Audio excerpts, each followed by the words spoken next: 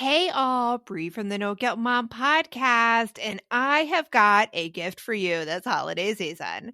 If you love the No Guilt Mom podcast, and I mean love the No Guilt Mom podcast, then tell us about it. Leave us a review, and you can be entered to win a No Guilt Mom gift card. All you have to do is leave a review, take a screenshot, and then simply go to noguiltmom.com/review to enter our giveaway for a free No Guilt Mom gift card, simply for telling us what you think about the podcast. It is amazing. But don't delay. Get right on this, as we're going to be giving away that No Guilt Mom gift card on December 21st. So get right on over and visit noguiltmom.com/review. Welcome to the No Guilt Mom podcast. I am your host, Joanne Crone, here with my just come back from a huge trip with me, co-host Bree Tucker. Why, hello, Bree. How are you? We had a time, Bree. We did. Oh my gosh. That was my first trip overseas and my first trip to Europe. And like, you guys kept asking me what I want to do. And I'm like, I'm just happy to be here, people. It was a ton of fun. I hope you followed along on social media when we're out there, because it is so important for you as a mom to take time for yourself away from your family. And you better believe, like, when I left, I felt guilty the entire time. I mean, I told Brie like so many times before we left, I'm like, oh my gosh, I can't believe I'm leaving them. I can't believe I'm going on this fabulous trip without them. Like, it was my first time actually leaving my family and having fun. Like, not being a work trip. I couldn't justify it as work. It was just fun. Yeah, it was hard. Although being divorced and my kids being gone for a week, like, I'm used to being away from my kids for a week. It's taken a few years to get there. Yeah. Which actually brings us into the point of today's episode. It does. It's a very good segue. That was unintentional, but it worked. Unintentional segue. We're talking about removing the guilt around divorce. Yeah. Because there was so much guilt, I think, not only about once you've gotten the divorce, but even getting up to that point of leaving a bad relationship. And bad can be on so many levels. It can be bad, like toxic, and it could be bad, like we're just not working together anymore. So a lot of guilt around that, and then a lot of guilt about not being a good parent because you got a divorce. But our guest really helps with that. Yeah, her name is Erin Royer. She's the founder of Your Village, which is an online resource for parents. And she's the host of Parenting Beyond Discipline, the podcast. She gives parents tools to support their children to reach their individual potential. And she also has a book about to release called The Connected Parent's Guide to Toddlerhood, Fixes for 7 Common Struggles. And we hope you enjoy our conversation with Erin. As my daughter is getting older, I mean, she's almost 13, she's starting to make her own plans with friends and checking in with us all the time to see if we're busy. But we haven't had a way for her to check our calendars at the same time. And so I was so excited to find Cozy. Yes. You know what it sounds like? I smell some life skills here being learned with Cozy. Definitely, because she's learning to be considerate of other people's schedules. She can see the entire family's schedule in the app, and it's all on the shared color-coded calendar. And Cozy even reminds others about events. So like me as a mom and my husband, we don't have to do the reminders anymore. I love that, especially because like when it comes down to my kids asking my permission, like, hey, do we have time to do this? Like, just look at the calendar, people. Yeah, just look at the calendar. Just look at the calendar. So this is all free in Cozy. Just download Cozy from the App Store. That's COZI to get the free app today. Hey, if your kids are just making you crazy, like yelling all the time, you don't know why they're acting the way they act, and you think, oh my gosh, if they would only listen, or if I would only just have a few seconds for myself, I could be a more patient parent. We have a free challenge for you. You come join us. You can sign up noguiltmom.com/parent challenge. It is called the Patient Parent Challenge. And all week we are going to give you some quick action steps that you can take that'll help you maintain your sanity. So go sign up. We have a link for you in the show notes. You want mom life to be easier. That's our goal too. Our mission is to raise more self-sufficient and independent kids, and we're going to have fun doing it. We're going to help you delegate and step back. Each episode will tackle strategies for positive discipline, making our kids more responsible and making our lives better in the process. Welcome to the No Guilt Mom Podcast.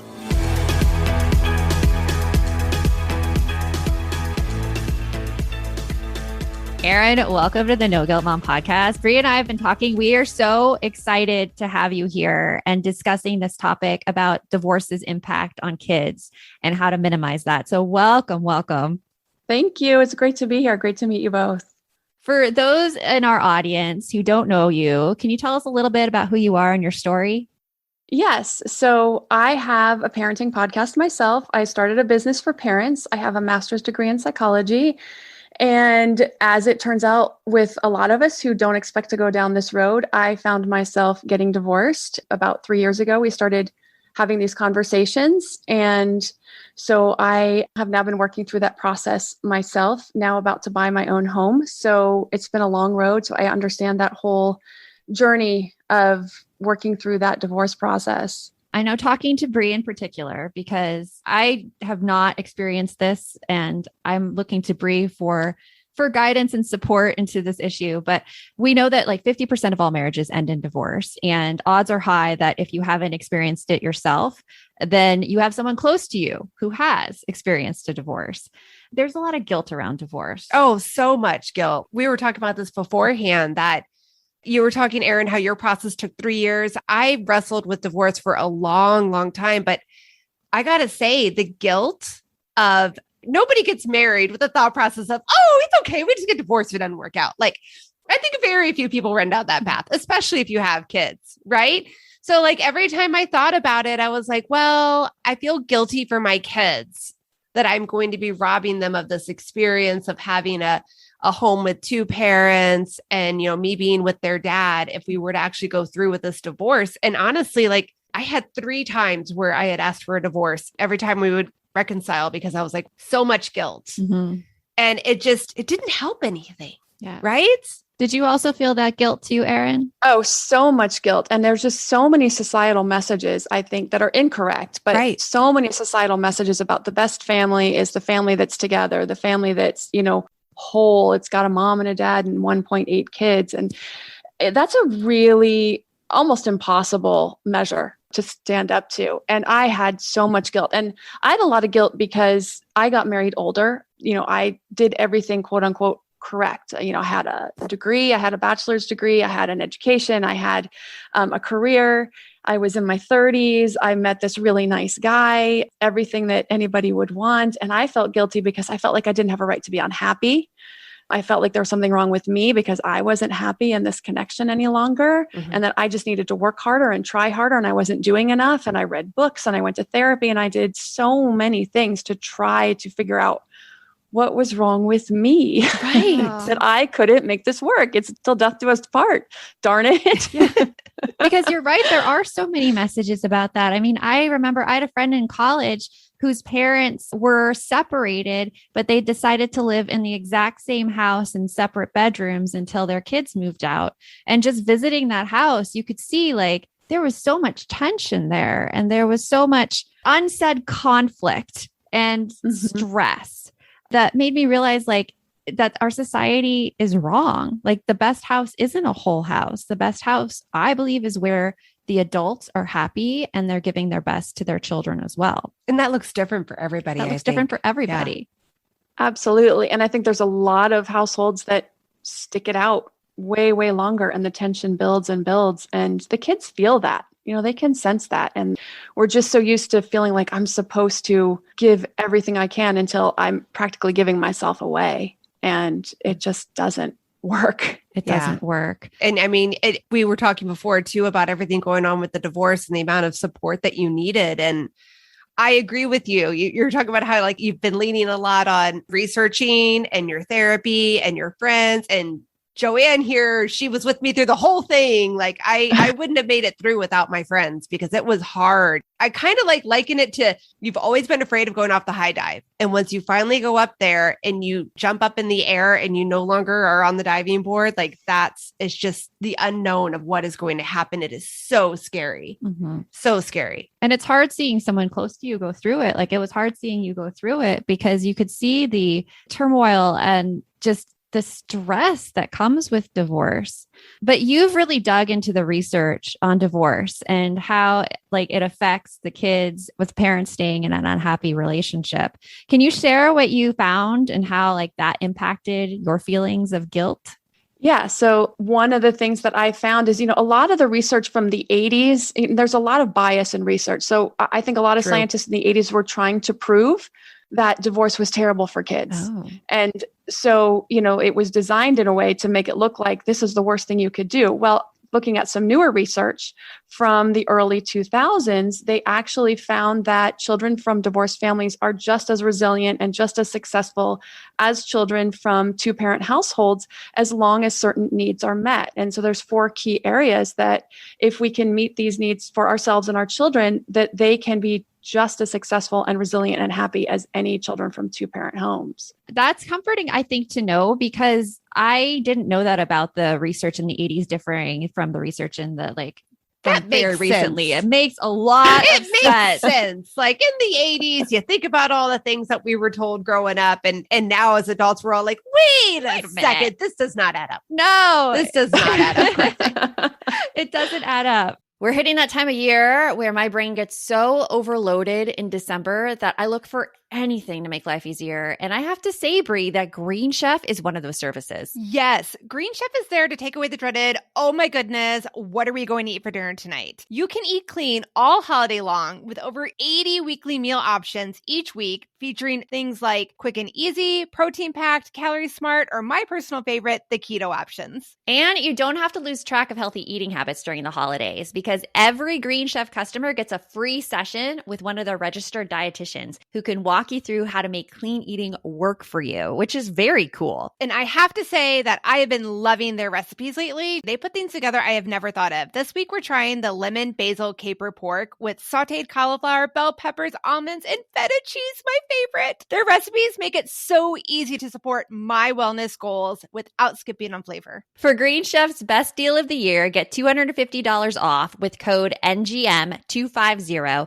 at greenchef.com/NGM250. That's greenchef.com/NGM250. And don't forget to use that code NGM250 to get $250 off. Green Chef, the #1 meal kit for eating well.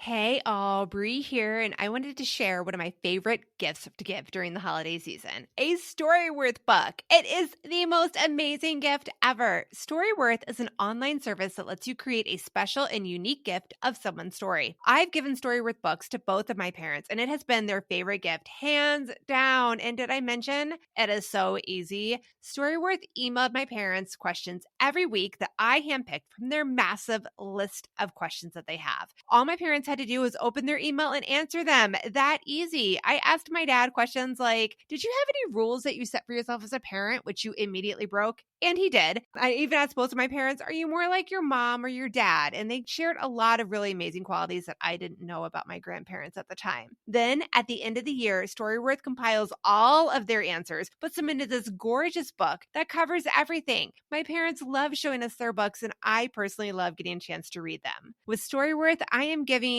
those I love a thoughtful and personal gift from the heart that preserves their memories and stories for years to come. Go to storyworth.com/NGM and save $10 on your first purchase. That's storyworth.com/NGM to save $10 on your first purchase. So you talk about those 4 things. So what is the first thing?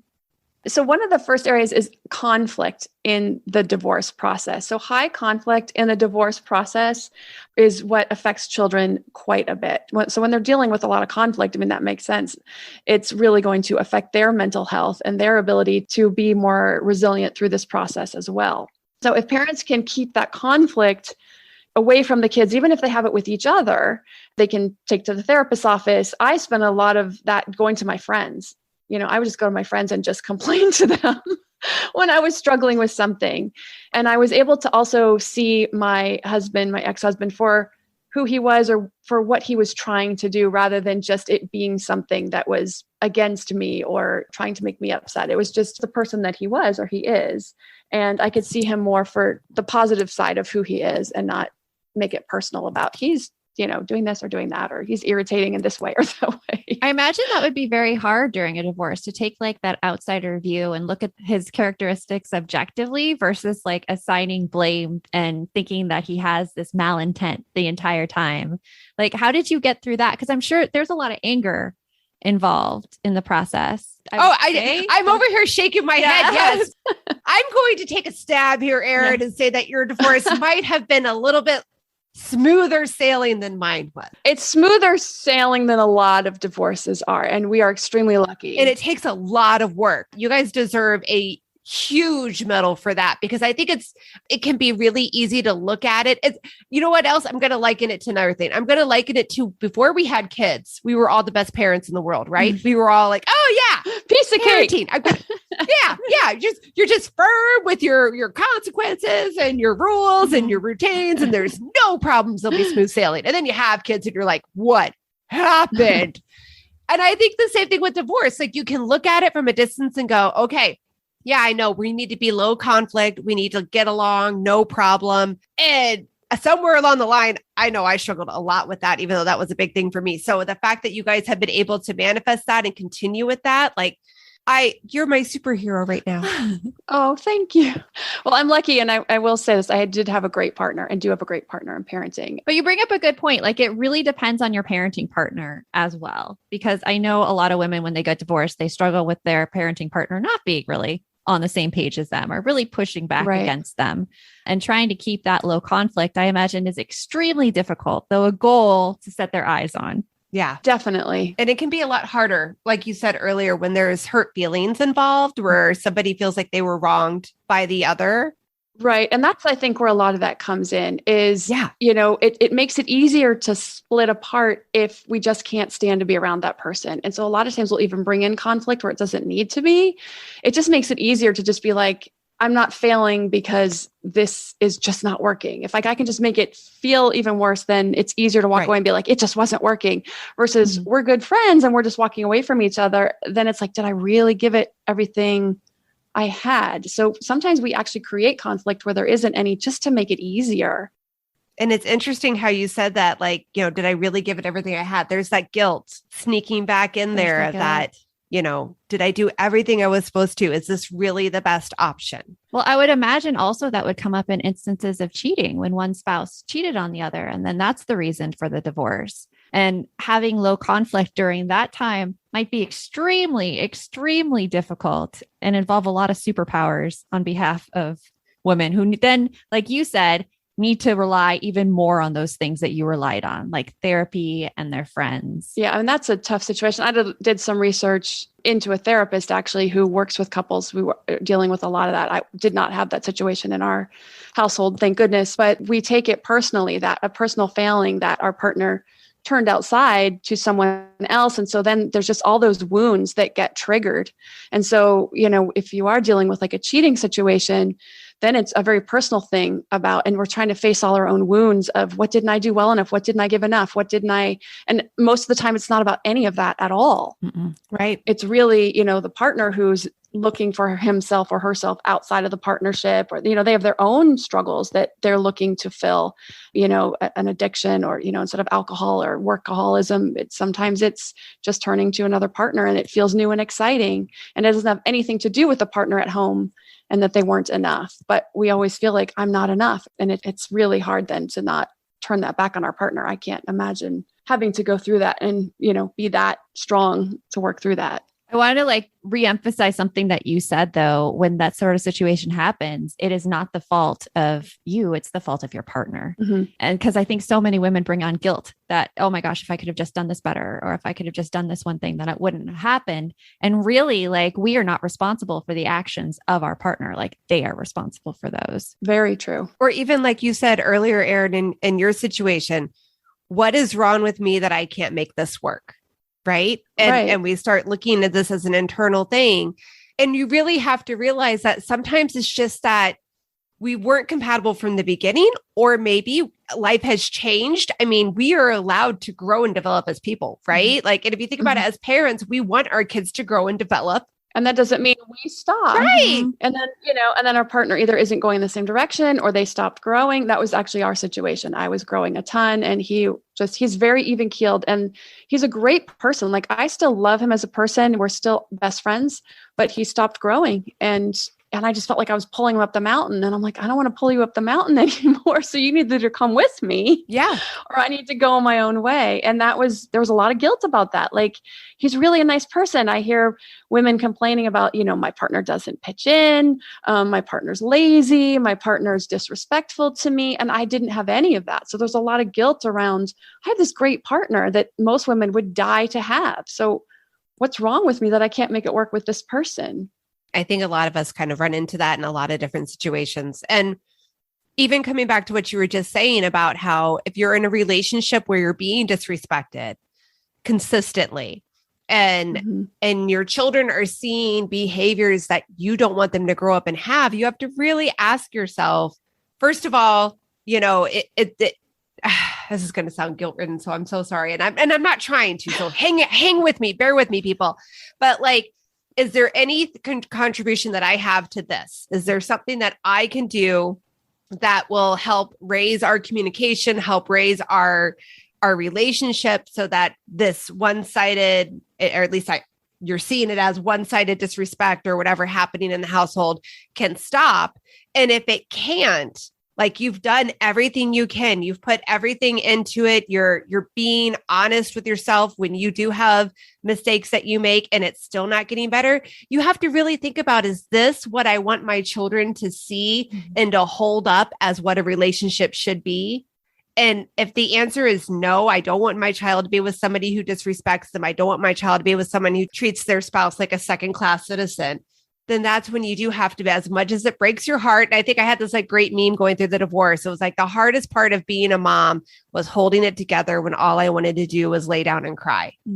And right. And I feel like that describes a lot of us during divorce. Like, we just want to lay down and just cry and sob, and we can't. We're just picking up the kids from school and we're driving them to their stuff. And I'm just like, I'm holding it together. I'm going to see my friend in 2 hours. Right. I'm going to see my friend in 2 hours. Bedtime's at 3 hours and I could just lay there and cry for a good hour. Yeah. So, I mean, but you have to realize when to cut your losses and then show your children and show yourself the life that you know that you deserve to have going forward. I think that's very well said. And I just want to say there's nothing wrong with introspection. I didn't think that sounded guilt-ridden at all. I think, we always need to look at ourselves and what is my part in this? Right. If there is what is my responsibility in it? Because it's the only way we're going to grow as people, do better in relationships the next time, is to look at what we could do better too. And so all we can do is work on ourselves. So if we're continuing to work on ourselves, whether the relationship is dying or, it still has some legs, is always a good thing to do because it's just going to serve us moving forward. Most definitely. And we've touched a little bit on one of the other things that you mentioned helps kids during the divorce is parental mental health and making sure, like, taking care of yourself. You also mentioned socioeconomics are a factor. Can you dig in a little bit more about that? My son is playing a game right now on his computer where he's a thief and the cops are after him. So I'm so excited about this new app, Give As We Grow, where instead of being the quote unquote bad guys, kids are practicing giving back. That is so cool, Joanne. I really wish that there was something like this when my kids were younger that got them excited about giving back to others and helped them build a better understanding of what it really means to volunteer. Give As We Grow is the first of its kind free educational mobile app for children ages 8 to 11 that teaches kids via fun, service-focused minigame quests to tap into their unique talents and interests to help others. And did you know that studies show that there is a biological connection between generosity and happiness, and that volunteering improves people's physical and mental health?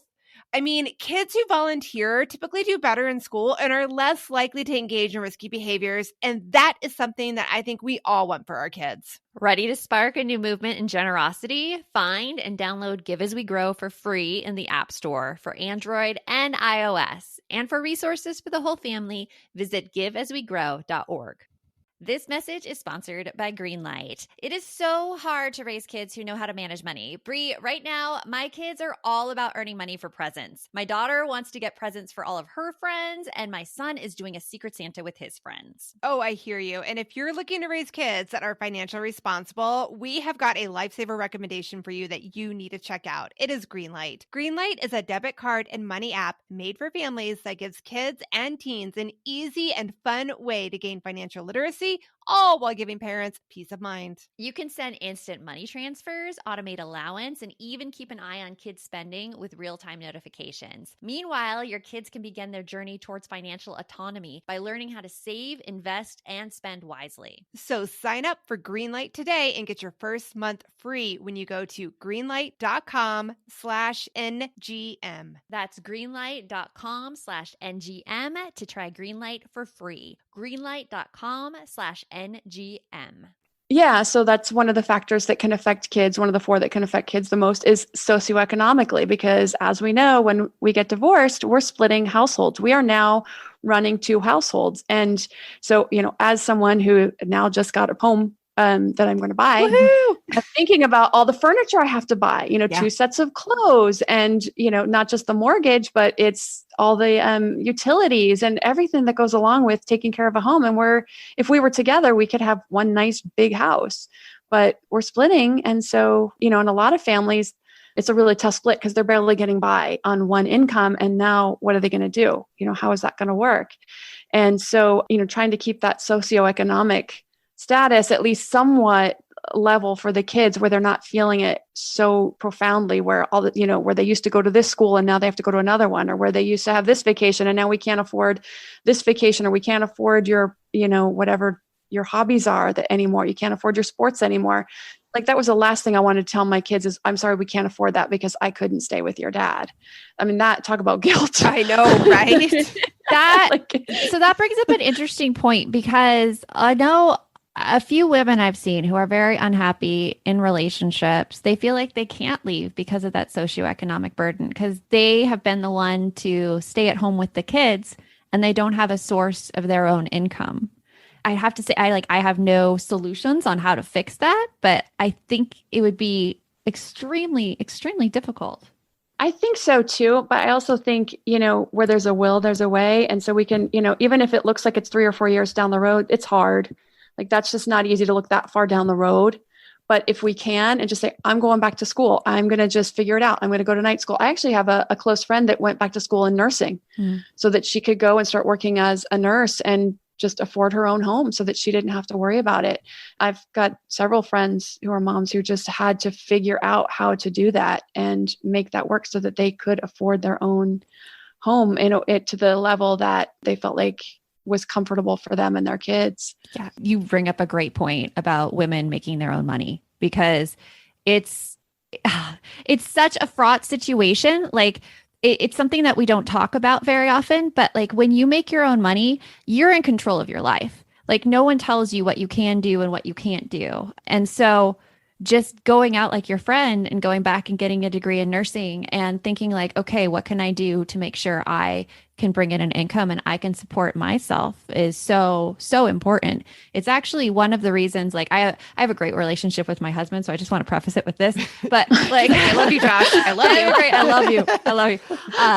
But one of the reasons like I stopped teaching was because if anything ever happened to my husband's income, I knew I could not support my family on a teacher's salary.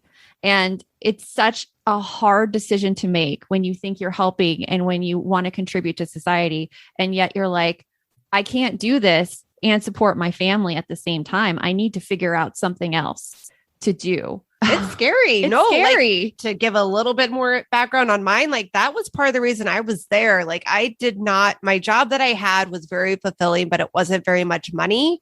And I remember sitting there when we very first decided talking about divorce, and I looked at the finances and I'm like, wow, I'm going on food stamps and state assistance because I don't have any savings because it was always put straight back into the family. It was really extremely terrifying. The only thing that saved me was that I had resources. I had family that was willing to take me and my kids in and let us save up some money and stuff like that. But it's scary. Those things are serious. It is scary. And I've had this, very similar. I mean, I was working for myself, but I had started this company and I did it while my kids were really little and in preschool. And, you don't have a lot of time to build a company when your kids are in preschool. Nope. And so it took me years just to get it to where I could launch the website and do the podcast. And I still was I was finally starting to make a little bit of money when my kid's dad and I were talking about separating, but I did not have enough to run a second household at all. And as a self-employed person, you can't get a loan. Nobody gives you a loan unless you have like 2 or 3 years of really solid income. And so we had made certain arrangements with each other. I didn't want to take alimony or child support because, we were already just running one household. And so I felt like by taking that was just going to take away from the kids. And so we had an agreement we would stay together, live in the same house while I built up my income. And so that's been a long, 3 years for us. But I realized when I sold the house over to him and he paid me out, and I'm like, he could kick me out tomorrow. He doesn't have to keep going with this agreement. He could just be like, sucker. Another very scary moment. Yeah. So I was scared, but I trusted him enough to be like, he's not going to do that to his kid's mom. And it all worked out. And he was very patient. But yeah, that's scary. I'm like, he could just say, see you tomorrow. And I don't have an income to support. And I did have savings and I had some other resources, but there were some really scary times, right? As we were doing the paperwork, COVID hit and I did have some investments, but those investments just plummeted and I was freaking out. Right. Because I'm like, this is what I'm going to live on if he decides he's going to kick me out the door. It was a very scary time. Yeah, for sure. Socioeconomics definitely do have an impact on kids. And I feel like that is one of the big factors for women staying in a relationship that they're not happy in. Yeah. Oh, definitely. So we've touched on a low conflict process that helps kids during a divorce, the socioeconomics, parental mental health. And you say also that the quality of parenting also matters. Yes. So, we have a certain level of parenting, quality of parenting in general, throughout their childhood. But when this, all these stresses will hit, especially divorce, which is probably a stressor like most of us have never dealt with unless we've dealt with something like cancer or something really big stressor. This is one of the biggest life stresses that there is. I mean, like Bree said, we don't go into getting married saying, oh, we can just get divorced. That you don't do that. You think, we're going to make this happen. We're going to make this work. This is a great partner. So when you have this realization and you're dealing with all of those emotions that go along with the blame and the shame and the guilt, and you're trying to work through all those, it's really hard to keep your own affect in a way that you're not getting upset about little things that your kids do, and, trying to keep our parenting as much as we can at the same level of connection and warmth, saving those really troubling emotions for our therapist, for our friends, like Bree said, when the kids go to bed and then you can fall apart, keeping it together. That's so hard. And really, it is hard. It's definitely a practice in Zen. Yeah. I think the thread that I see through all of these is that you really need support when you're going through this process. You need the support of therapy. You need the support of good friends to really get you through it, and that people shouldn't expect to be able to do it on their own or keep it together all on their own, and that it's okay to lean on others throughout the whole thing. Yeah, you have to. Agreed. I mean, like Bree, if I didn't have my girlfriends, I had, I think, 3 or 4 girlfriends that were either divorced or single moms who never got married. And I had one who was also going through divorce at the same time as I was. And so having those women there, if one wasn't available, I'd call the next one and I'd call the next one until somebody was like, I can't right now, but I'll call you in an hour. I'd be like, okay, I can hang on for an hour. Right. No, the same here. Like I had my good core group of friends that knew me as mom and part of my family unit. And then I also had friends that they were more of acquaintances, but it just so happened that they were either going through a divorce at the same time or had recently been divorced. And then they became my rock as well. So like you had all these different people that you could go to. And sometimes you just needed just to not be alone. That was my hardest part, was when we finally separated and not having my kids with me all the time anymore, because I was the main caregiver. Yeah. So going from having my kids with me pretty much every waking moment, except for when they were at school, to sometimes going like 4 to 7 days without seeing them was hard. Yeah, that sounds hard. I haven't been there yet. So that's coming for me. You have your friends and your support. Just remember that. So yes. And you eventually get forward, and I'm all like, hey, they're going to be gone next week. I can go to a concert. Hey, I can clean the house and it's going to stay clean. All the little things.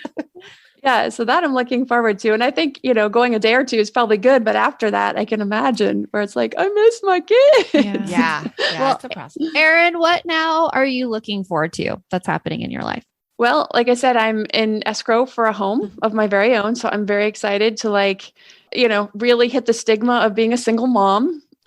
Living alone, single mom, but I'm really excited. My own space, decorated the way I want, having my kids with me. And, I hope, look forward to dating at some point. It's fun. It's different. I mean, it's a little different. I've done some, but I'd like to have a partner that is like that right fit and moving forward in life. So I think that'll be a fun adventure, so I'm looking forward to that. And then just, continuing just in growing as a person, who I am, learning more about me. So I've just bought a backpack and all the equipment. I'm going to start doing some backpacking. Awesome. Yeah. Oh, that's fun. That sounds exciting. Well, thank you so much for joining us, Erin. It has been amazing. And we'll talk to you soon. All right, great. Thank you so much for having me. Thanks. Erin had so many great points to share about the guilt surrounding a divorce. And I mean, it was a great episode. Yeah. And lots of great information for those parents that are going through it, like what we can do to make it better. So I love it. Thank you so much, Erin. So remember, the best mom is a happy mom. Take care of you, and we will see you next time. Thanks for stopping by.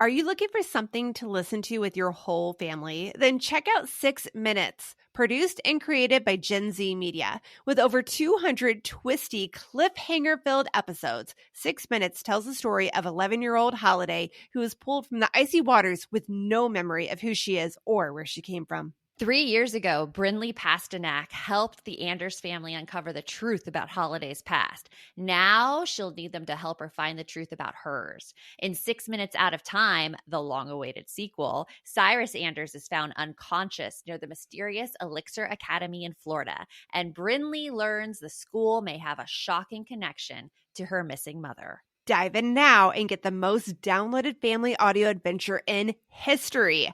Follow 6 Minutes wherever you get your podcasts. You can listen early and ad-free with the GZM family subscription.